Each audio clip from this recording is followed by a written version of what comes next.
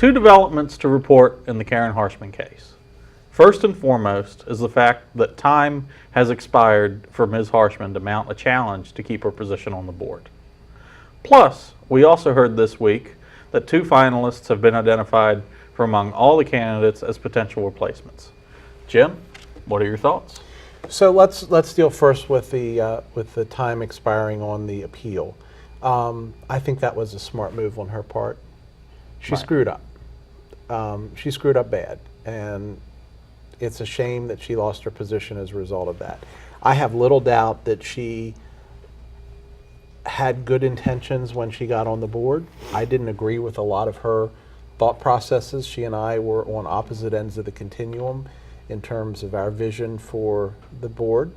But I still think it's a shame that she kind of went out in disgrace.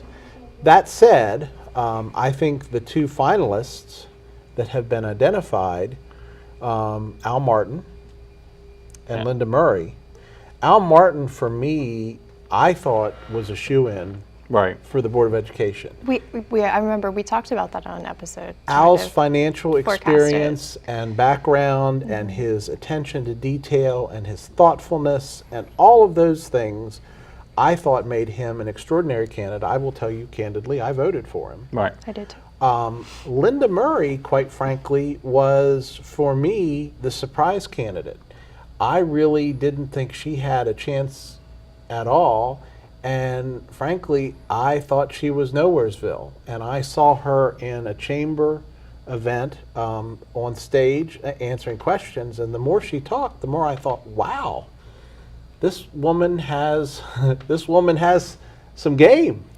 She can do this. So from my perspective, I think it's a good, they're good finalists. Well, let me ask you this, because I understand that there was more than just Al and Linda that were applying or vying for this seat. I think there were maybe 5 other people I thought it was 7. around there. Yeah, I think so. 7 total. 7 total.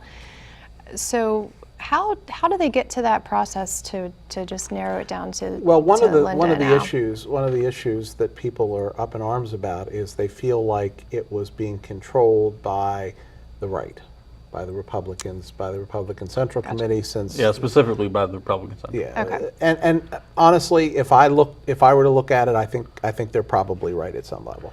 Having said that, we also have to acknowledge that, like it or don't like it, we live in a very right-leaning community. This is a community that has more Republicans than Democrats, and I guess while I don't think that, out of fairness, that maybe is the way it should have been, I guess I'm not surprised.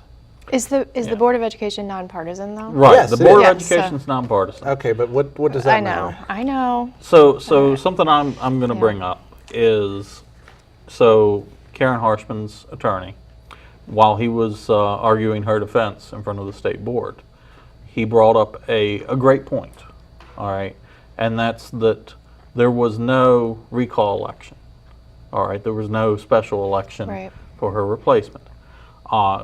In my opinion, I believe that that's kind of a gap that we may need to fill in our county and maybe in the state.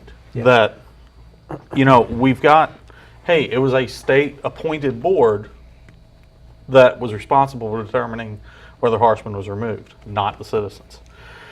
Now we have an appointed board that determines Harshman's replacement, not the citizens. What are your thoughts on that? Okay. Well, go ahead, Danielle. Oh, no, you go ahead. So I was just going to say, you look back at the last 5, 6, 7 years, the Republican Central Committee has gone from being nothing to essentially appointing a lot of elected officials, okay? From delegate to county commissioners to, whatever the case may be. I mean, they have done more than their share of stacking the deck. And as a third-party voter, that really concerns me. And it because concerns me I too. do not get to vote for the Republican Central Committee. I do not get to vote for the Democrat Central Committee.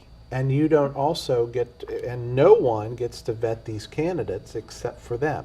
Which, by the way, is another reason I like that they've settled on the two finalists they had, because both of them ran for public office, and Right. both of them were vetted.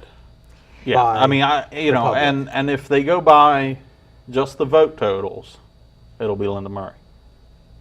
Because she was the next in line, But they don't have to. but they don't have to. Right. Well, and that's the point that I was thinking to go to next is of everyone that is on the board now, and this, you mentioned the word gap earlier, the gap that needs to be filled.